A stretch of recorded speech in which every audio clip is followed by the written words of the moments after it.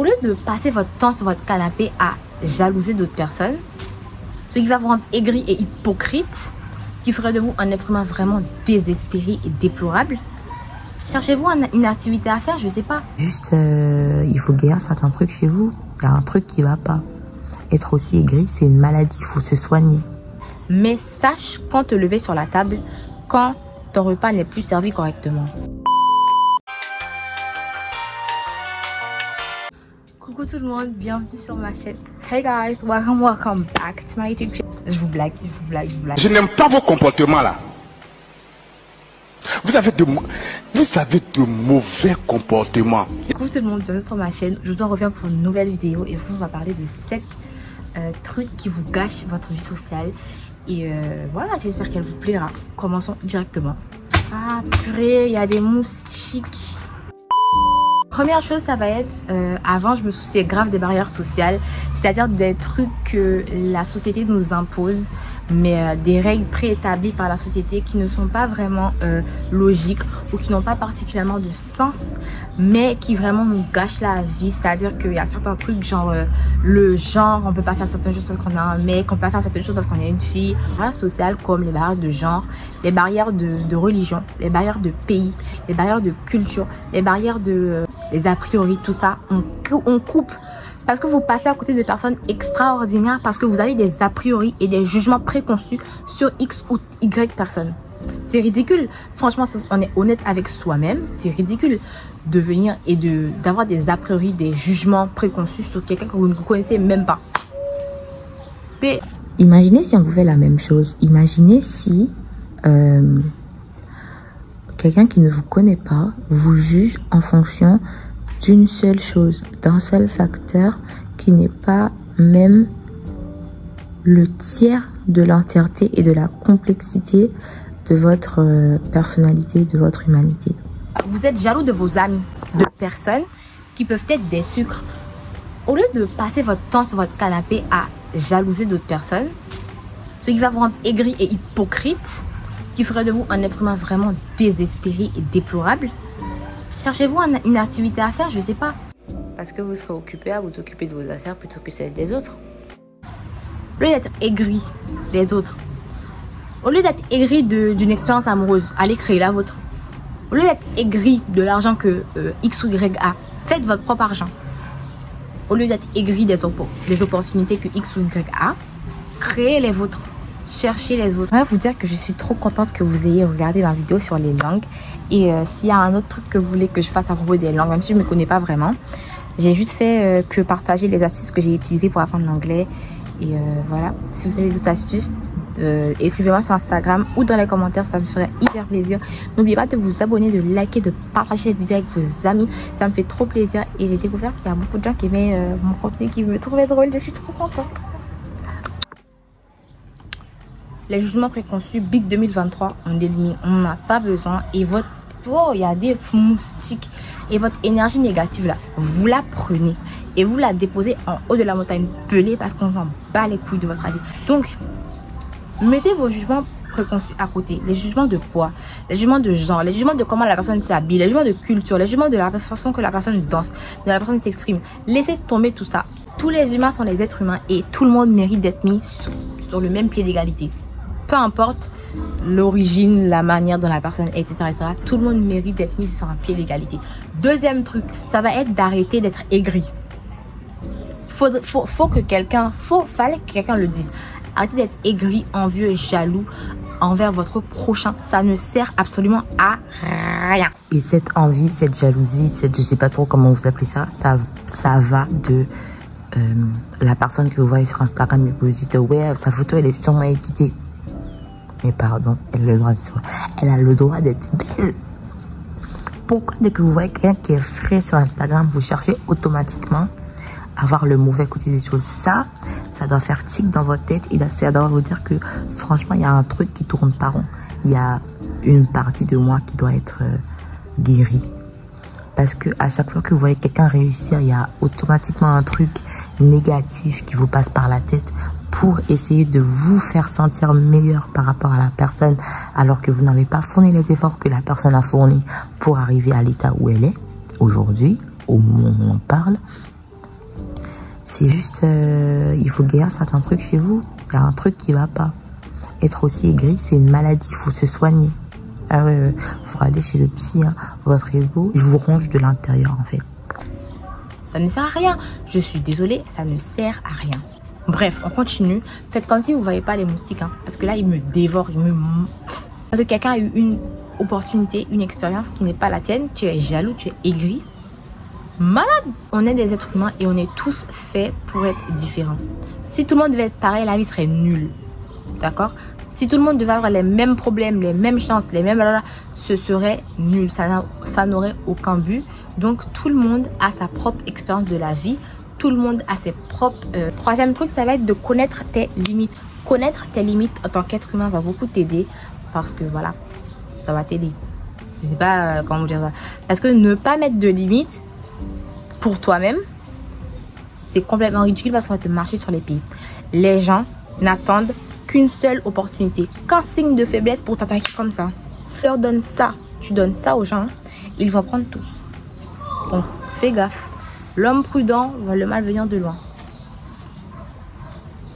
Tout le monde en prudence. Il n'y a aucune limite en ce qui a trait à tes performances, en ce qui a trait à ton potentiel. Mais tes limites en tant qu'être humain, en matière de respect, d'amour, de base, et savoir exactement quand quitter la table, quand tu n'es plus voulu sur cette table. C'est quand les gens ne veulent pas de toi. C'est accepter que voilà, cette personne n'a plus envie de moi dans sa vie.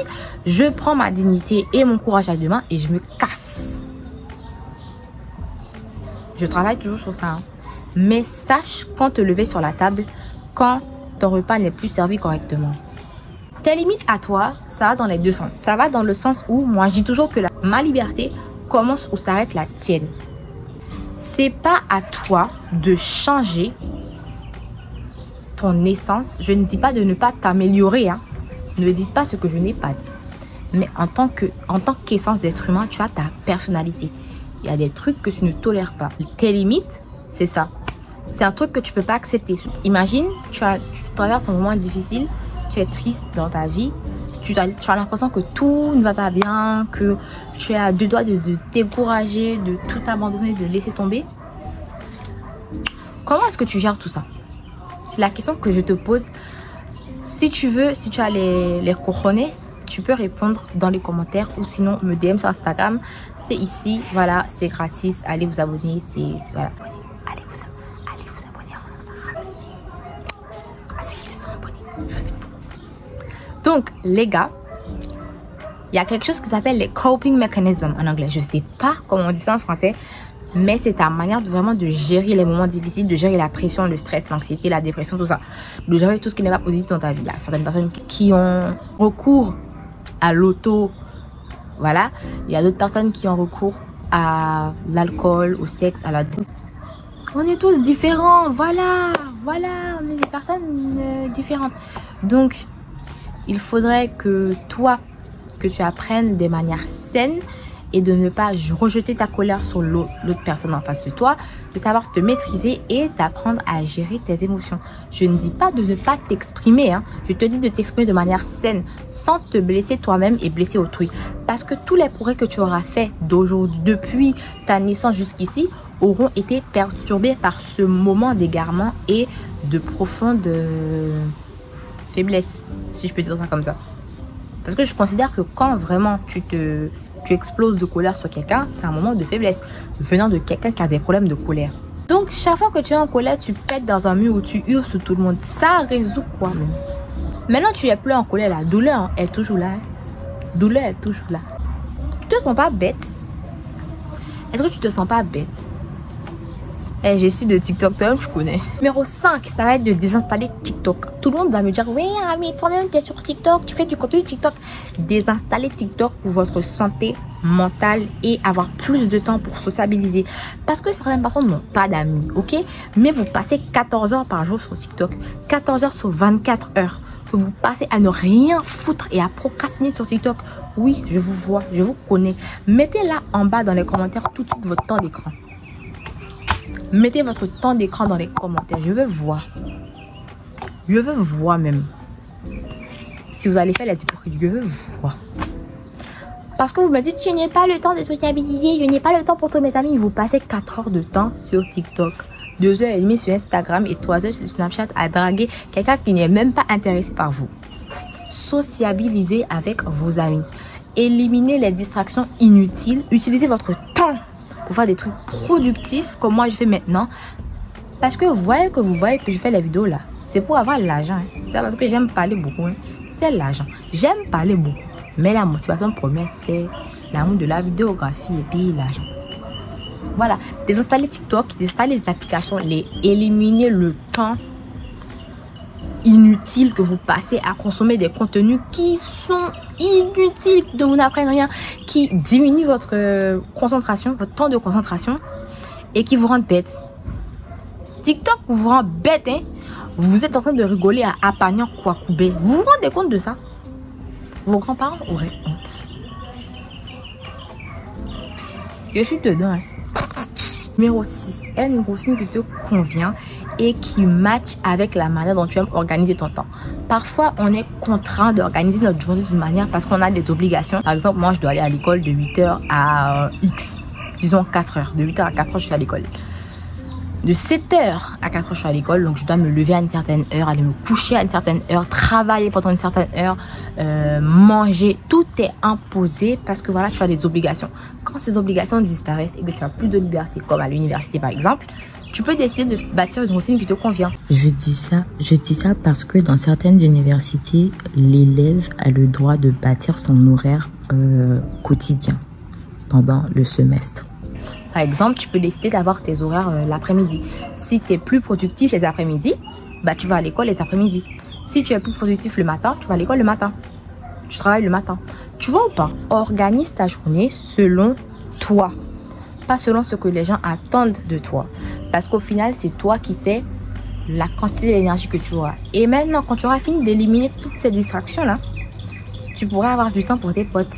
Tu pourras avoir le temps de sortir. Tu pourras avoir le temps de faire tout ce que tu ne faisais pas quand tu étais perdu sur TikTok pendant 12 heures de temps. Mais purée de pommes de terre.